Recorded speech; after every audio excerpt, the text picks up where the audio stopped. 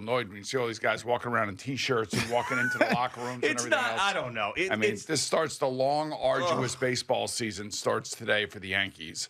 And, look, for all intents and purposes, they should breeze right through the American League, even with the loss of Juan Soto. The addition of Max Fried, I think, is going to be great for them. And you know what? There's nobody in the American League. It's baseball. I understand that, Susan. But there's nobody in the American League even remotely close to how good they are. Yeah. Would the Orioles give them a run for their money? I don't know. You never know, as you mentioned in baseball. It's a tricky sport, and there's injuries and everything else. But, yeah, this team is built once again to get at least to the ALCS, most likely to the World Series, and, try to improve on the things that kept them from winning a championship last year. And it's not so much that I'm excited that there's baseball, but it's still so long to go. And then it's like, I guess because we're desperate now that football's over and just these guys showing up gets people excited. I'm not desperate. I don't know. Well, maybe baseball fans are. I'm not desperate either. This is the beginning. It's the beginning of spring, it feels like. Yeah. You know what I noticed yesterday, too? What did you notice yesterday? About the Mets, and this is something we're going to have to deal with all year long, which is fine. And this is what happens when a team spends a lot of money and makes a lot of big splashes. Harold Reynolds was on with BT and Sal yesterday. I like Harold Reynolds. You do like Harold Reynolds? I do like Harold Reynolds. Yeah, yes, I do like Harold Reynolds, yes. So I don't know if you're going to like him still after he was saying that the Mets lineup is not impressive and it's got a lot of holes in it and it's thin and all of these things. And I thought that was his opinion? Yeah, it was his opinion, yeah. It doesn't change my opinion of him. Okay.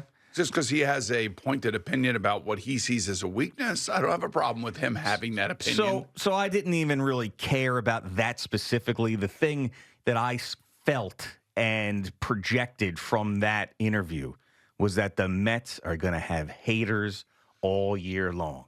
The fun, lovable, OMG, Jose Iglesias Mets are dead, and now everybody's going to come out of the woodwork. Maybe not as much with as the Dodgers, but the Mets are going to be that team that people want to poke holes in now because Steve Cohen's spending the money, $750 million to Juan Soto. So Mets fans, buckle up because there's going to be haters everywhere now. Hey, $750 million for Juan Soto, that's enough to make everybody hate you.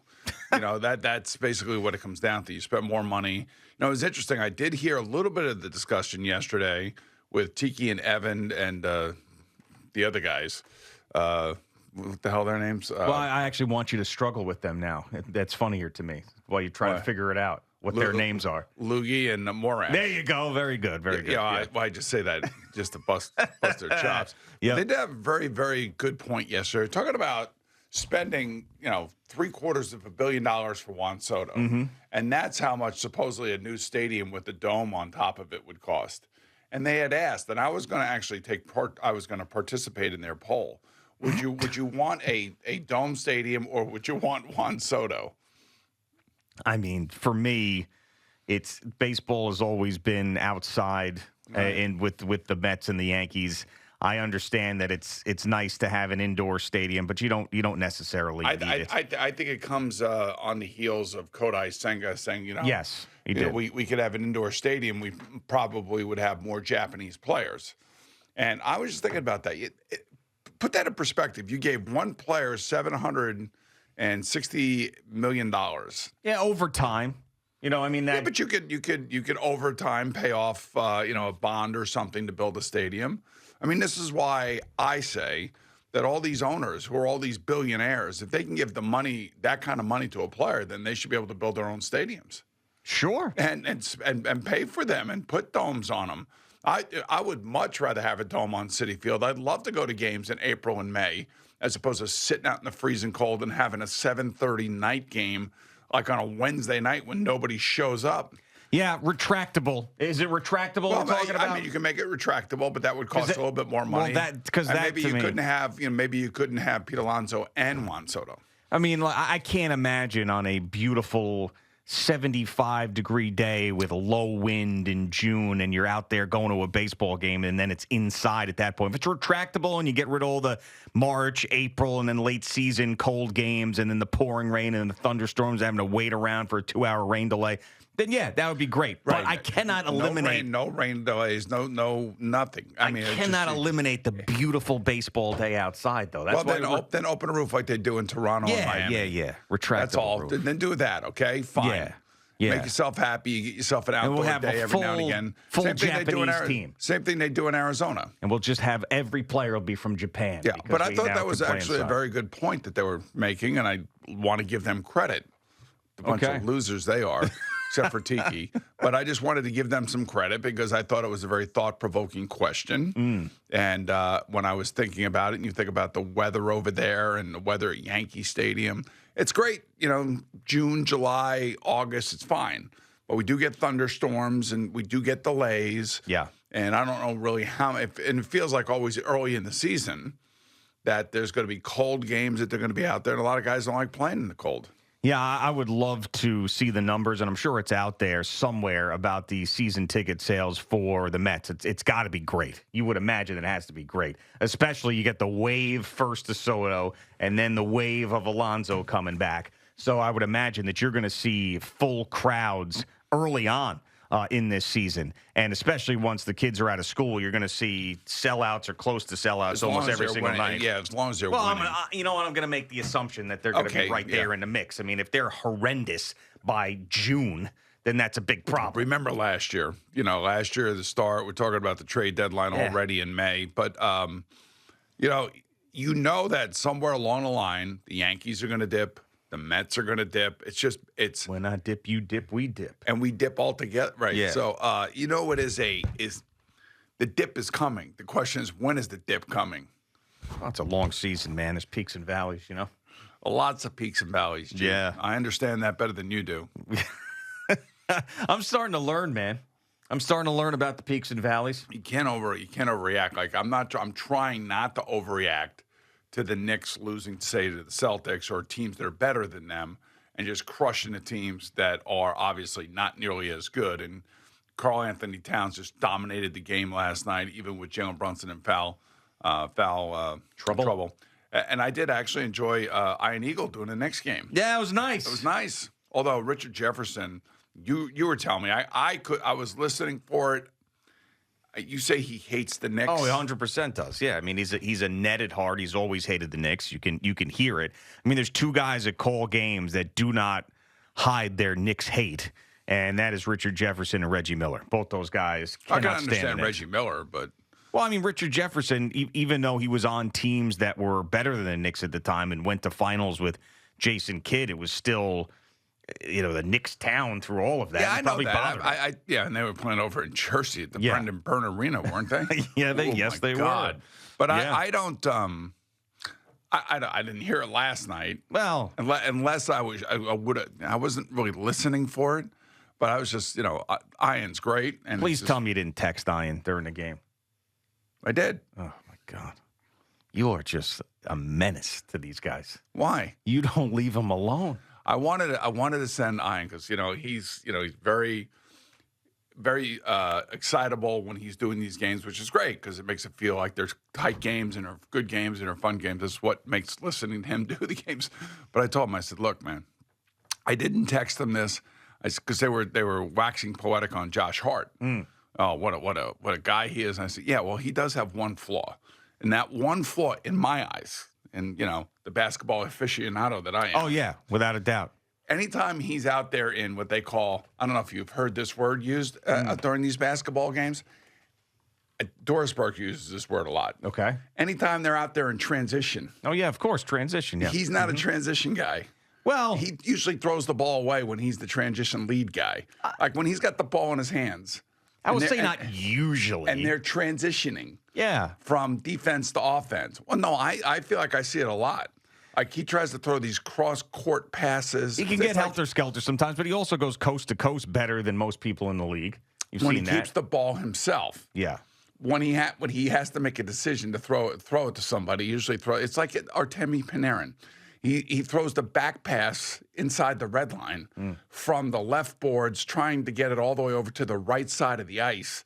And next thing you know, the other team's got it going the other way on a 2-on-1. You can't possibly be critical of Josh Hart this I morning. love can Josh you? Hart. I mean, that guy was all over the place.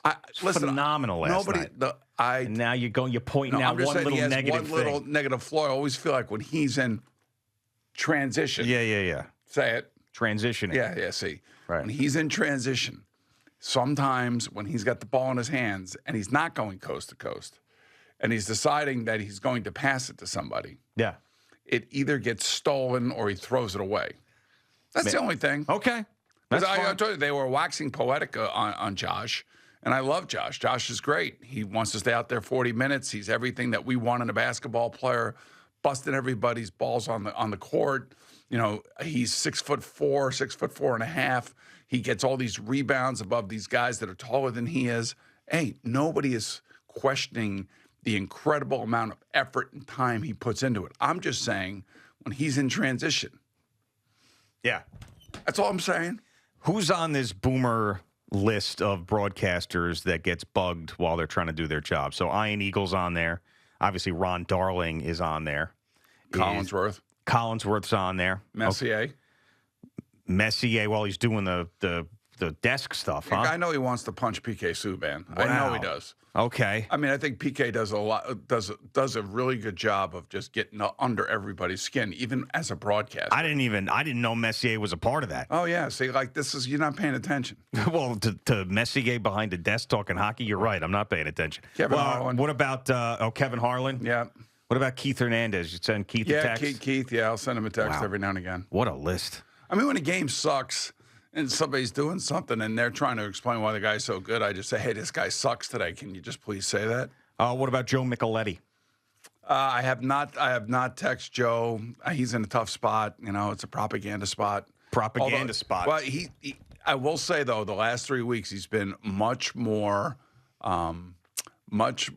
critical of certain players that I'm glad to hear that he's critical of. Wally's on that list. Oh, definitely Wally's on that list. Mike Breen's on that list. Mike Breen's on that list. Who we missing? Anybody else? Not Gary Cohen, Howie Rose. Those guys don't feel your wrath. What about the Yankees? Michael Kay. He gets text from you? Yeah, last year I was pissed off because Gleyber Torres should have been on third base when he wasn't on third base. He was on second base and got thrown out at home. And I said, that's a disgrace. And I said it to Michael Kay because I was disgusted. And he responded back to me, I mean, which was nice. What about Flaherty? You get to him? Every now and again, yeah, I'll get the Flaherty. Do these guys text you while you're doing this show? Sometimes. But not as much as you're texting them. No, I mean, like, I'm watching these games and I got nothing to do, so I'm just sitting there listening, and they all do a good job. I'm not criticizing them. I feel like you need like a game watching buddy or a friend. No, I don't. It sounds like it. No, I don't. No, it sounds like you need... I do. I have to say, I love like when a game is really good, you know, and I'll stay out of it. I try to stay out of it. Can't help yourself, man. Sometimes. Do a little tequila and Fresca and grab that phone and start rolling through your contacts. Watch out. Well, I know. Look out. I know who's doing the games. Yeah, but here we go. Who can I text here? Yeah, where's Harlan today? Where's see. You know, I think we probably hit them all at this point, don't you think? I feel like pretty much, yeah. I mean, I can't even imagine. Do you text Tierney when he's doing St. John's games? I do not. Okay. Minko? Minko doesn't text, I don't think. Jerry, no. Yeah, I was going to say. I gotta leave Jerry alone. By the way, Jerry was told by Big Hurls to stay home and rest today. Jerry wanted to work, and Big Hurls, the brand manager, said, no. I'm putting my foot down, and you're going to stay home, and you're going to rest. See, that's a company that cares.